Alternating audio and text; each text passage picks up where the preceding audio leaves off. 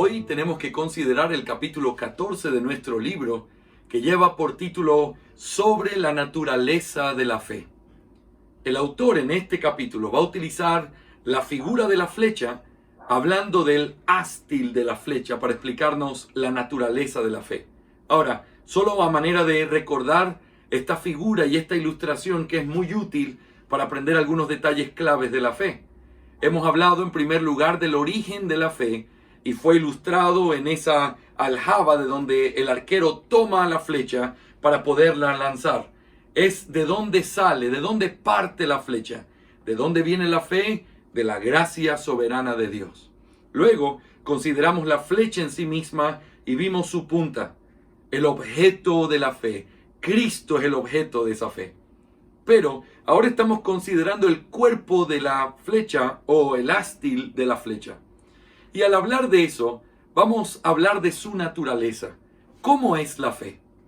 Sabemos que la fe en sí misma nos salva. Sabemos que la fe, para que salve, tiene que ser la mano que se toma de Cristo. Sin eso no puede haber salvación. Sin embargo, aún así esa mano o ese vaso tiene una naturaleza que es acorde con el trabajo que tiene que hacer. Y es por eso que en este capítulo el autor se encarga de explicarnos este tema tan importante y al mismo tiempo fascinante de la naturaleza de la fe. Yo quisiera que me permitas, en primer lugar, tratar de resumir este capítulo mirando algunos detalles que fueron muy importantes en esta lectura, tratando de explicarlos para que queden un poco más claros. Y en segundo lugar, quiero hacer una reflexión contigo, tomando las mismas 6 cosas que el autor toma al final del capítulo a manera de aplicación en nuestra forma de predicar el Evangelio. Así que, el resumen. Lo primero que entendemos es que la Biblia utiliza diferentes imágenes o descripciones para poder hablar de la fe. La fe es presentada desde diferentes perspectivas. Qué útil fue esa ilustración que nos dio de la fotografía que toma el mecánico desde abajo y la fotografía que se toma desde encima del carro.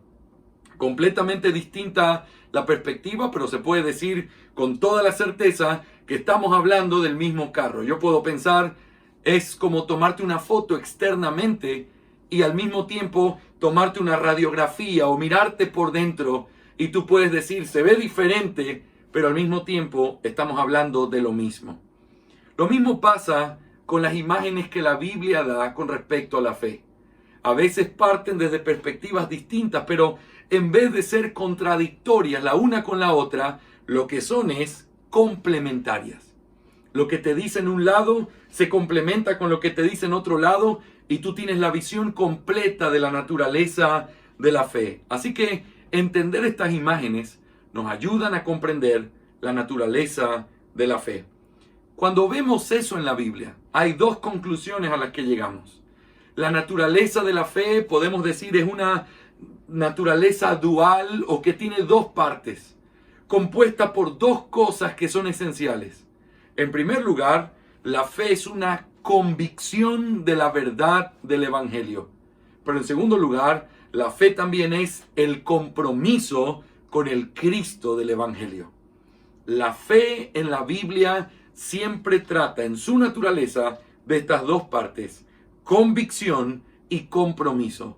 Convicción, es decir, estar convencido de que lo que se está diciendo, se está creyendo es verdad, y al mismo tiempo, por causa de esa convicción, entonces se toma un compromiso con aquello que se cree. Estas 2 cosas son esenciales. Antes de poder mirarlas y explicar cómo el autor lo hace, simplemente quiero decirte esto, que sería importante tenerlo siempre presente. Nunca la Biblia nos deja suelta la idea de cosas como el arrepentimiento y la fe. No es solo arrepiéntete. Te explica en qué consiste ese arrepentimiento. Te explica en cómo la gente debe hacerlo y qué debe entender y a qué se le puede llamar un verdadero arrepentimiento. Lo mismo pasa con la fe. No es simplemente tener fe. Es una fe que tiene los elementos necesarios en esta naturaleza, lo que lo convierte en una fe salvífica. Y esto es bien importante. Hablemos en primer lugar de esta primera parte de su naturaleza, que es la convicción de la verdad del Evangelio.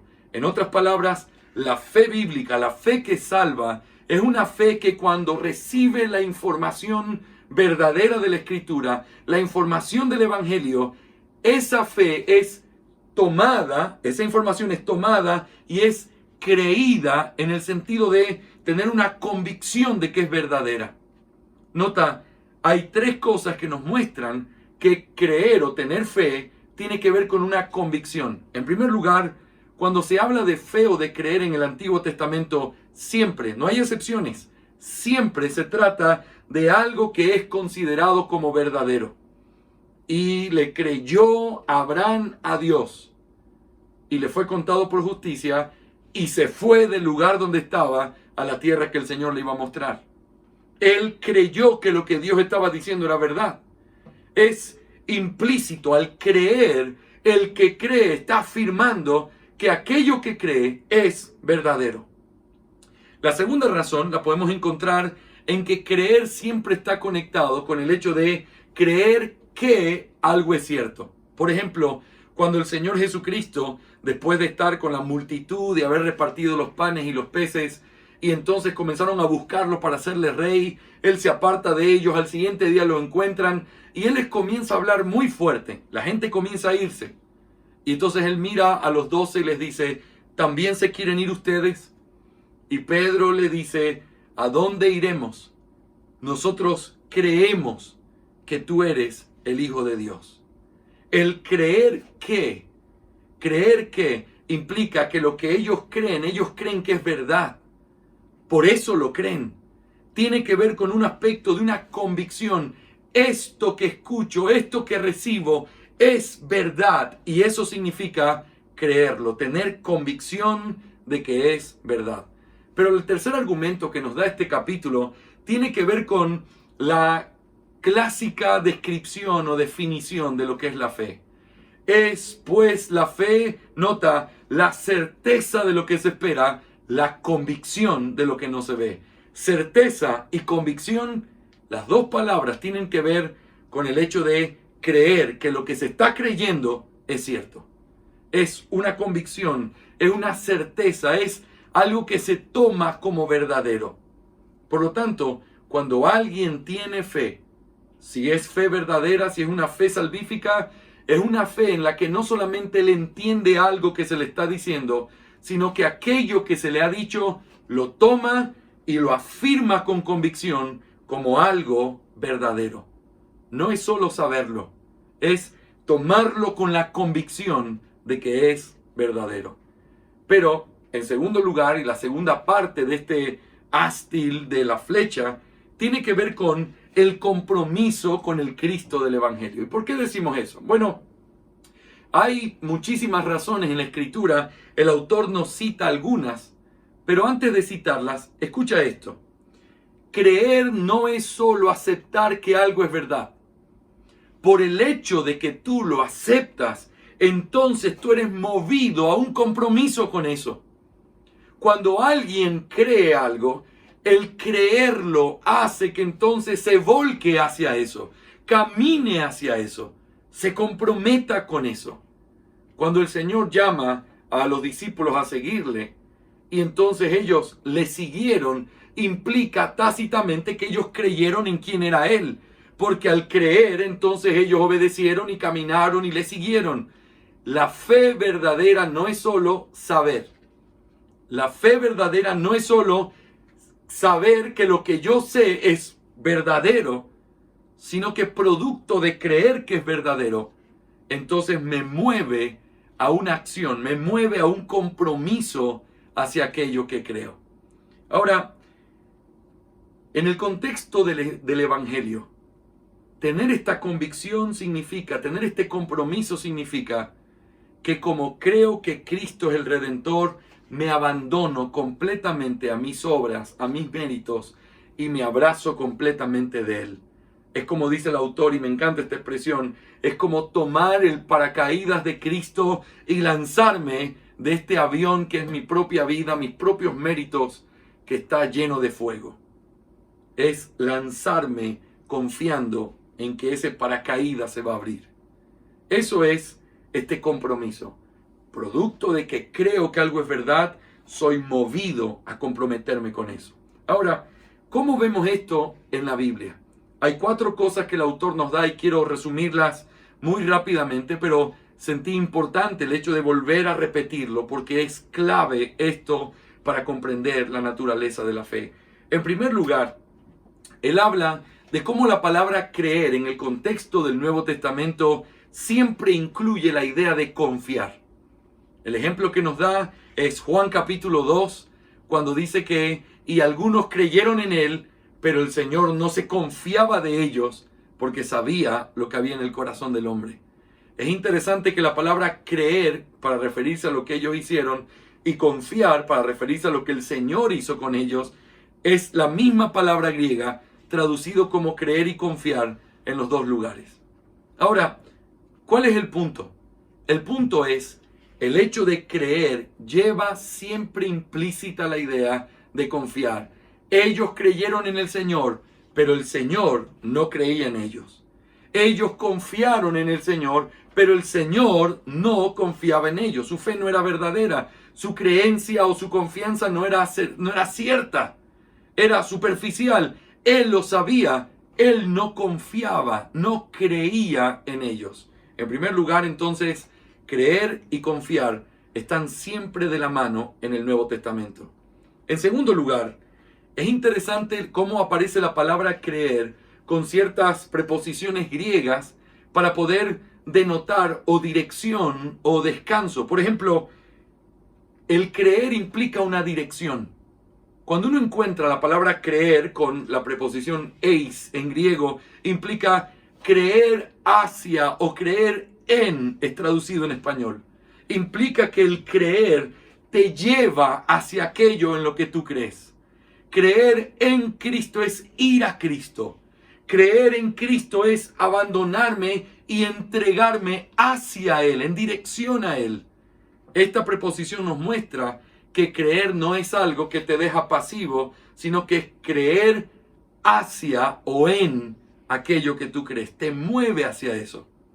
En tercer lugar, también la preposición epi, que va conectada con la palabra creer también, implica la idea de que creer es tirar sobre o poner sobre algo que te trae descanso y confianza. Es algo donde tú pones y tú descansas en el hecho de ponerlo. Implica entonces también creer, el hecho de confiar o descansar. No es pasivo, no te quedas quieto. Creer implica poner sobre algo tu fe. Pero en cuarto lugar, el autor también nos habla de las analogías que se utilizan para creer. Y esto es muy interesante y muy ilustrativo. Creer es recibir. Todos aquellos que creen, recibieron. También creer es venir. Todo el que cree, viene. Creer es también, en el contexto de Juan 6, comer y beber la sangre y el cuerpo del Hijo. Implica apropiarse de eso.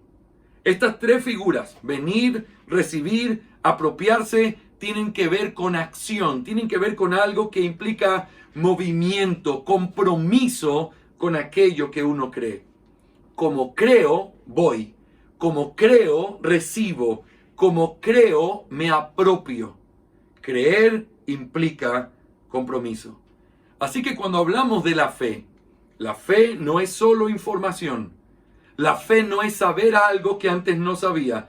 La fe es, al escuchar eso que no sabía y que es verdad, lo tomo y entonces tengo la convicción de que es cierto y producto de esa convicción tengo un compromiso con eso. La verdadera fe incluye la certeza en el alma y también un compromiso que te mueve hacia aquello en lo que tú crees. Permíteme reflexionar contigo para concluir este video en las 6 cosas que el autor nos dice que nosotros aprendemos de hablar de esta naturaleza de la fe. Yo quisiera presentártelo en este sentido. ¿Has escuchado esa ilustración de cómo poder descubrir cuando hay un billete falso? Hay muchísimas variaciones dentro de los billetes falsos, pero la mejor manera de aprender a descubrir qué billete falso es conociendo bien el verdadero. Cuando uno entiende la naturaleza de la fe, uno puede descubrir qué cosas en la predicación que se hacen en estos días y que se han hecho en la historia son no acorde con esa naturaleza. Y entonces yo quiero mostrarte en forma de estas 6 cosas que están mal en la predicación de la fe, en cómo se presenta la fe. Al entender correctamente la naturaleza, vamos a poder corregir esa mala presentación de la fe. En primer lugar, podemos corregir aquello que yo he llamado la fe subjetiva. La fe subjetiva. Hay personas que cuando hablan de creer y cuando hablan de predicar, están hablando de un asunto de tú tienes que creer, y las personas dicen, yo creo en Dios. Y ya hablamos de esto, pero es importante entender, cuando uno descubre que la fe no es un asunto generalizado, sino tomar la verdad, tener una convicción sobre eso y entonces un compromiso con ello, implica que no es simplemente creer por creer, no es creer en algo subjetivo, no es creer en un ser superior, es un creer que implica lo tomo, lo creo y entonces me comprometo completamente con eso. No es algo subjetivo. Es algo completamente objetivo. Es algo que estoy determinando que es verdad. Y producto de ser verdad, estoy comprometido con eso. El Evangelio no es una fe subjetiva. No busca una fe subjetiva. No busca creyentes en Dios.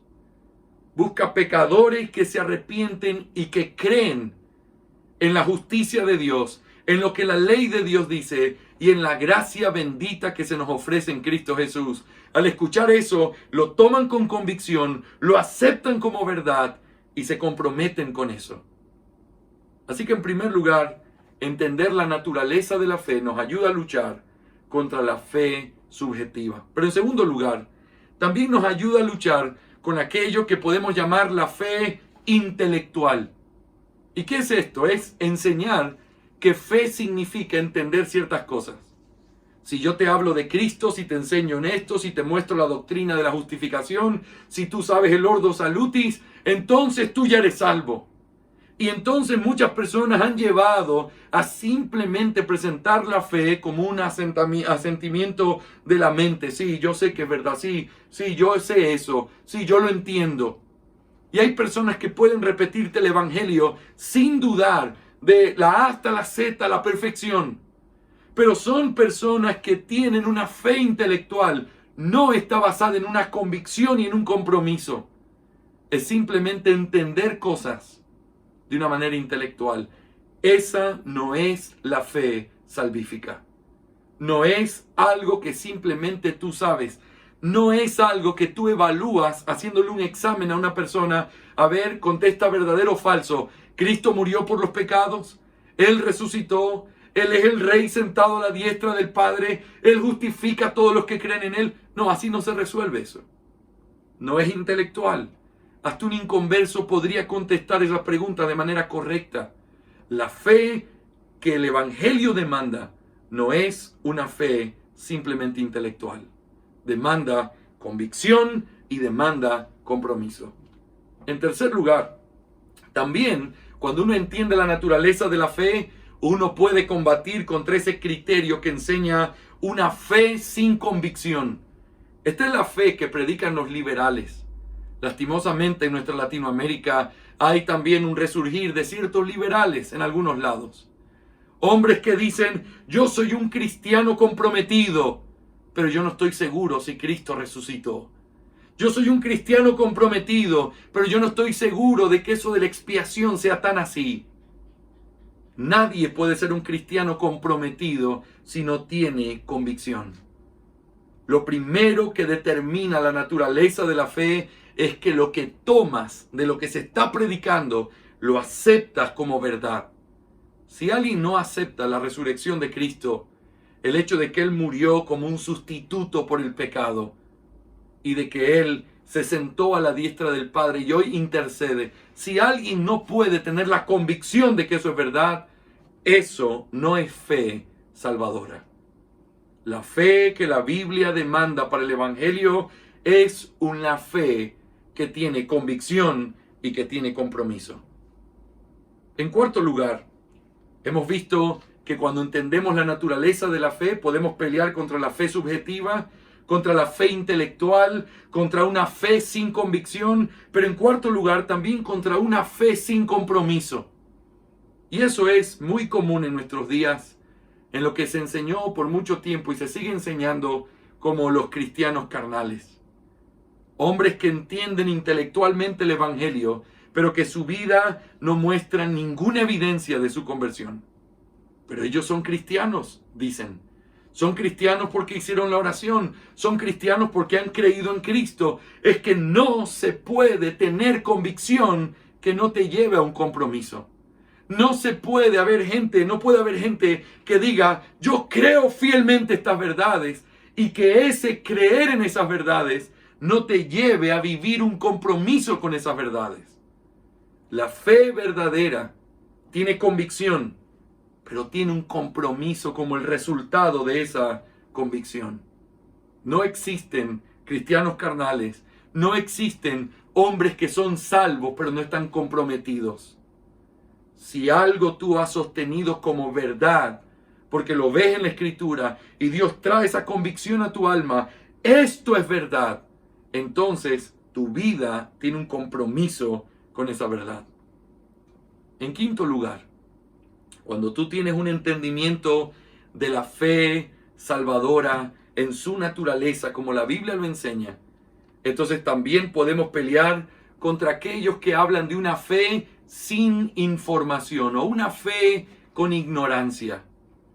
Esto se habla cuando se habla mucho de la experiencia y de sentir. No, lo importante es que yo tuve un encuentro con Cristo. Lo importante es que tuve un encuentro con Dios. Estábamos en esta reunión y se comenzó a hablar. Y entonces yo no sé muy bien, yo no entendía nada, pero yo sentí que algo me pasó. Y entonces yo tuve fe. Así no es la fe bíblica. Porque así como no se trata solo de información, tampoco existe una fe sin información. La información es necesaria porque es necesaria esa información para poder tomarla con convicción y con esa convicción tomar un compromiso con ella.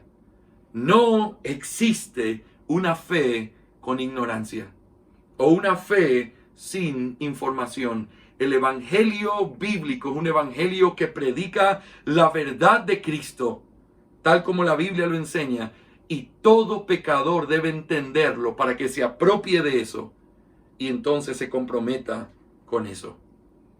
En sexto lugar y último, cuando tú entiendes la naturaleza de la fe, no solamente luchas contra la fe subjetiva, la fe intelectual, la fe sin convicción, la fe sin compromiso, la fe sin información, sino que también luchas contra aquello que se le llama la fe pasiva.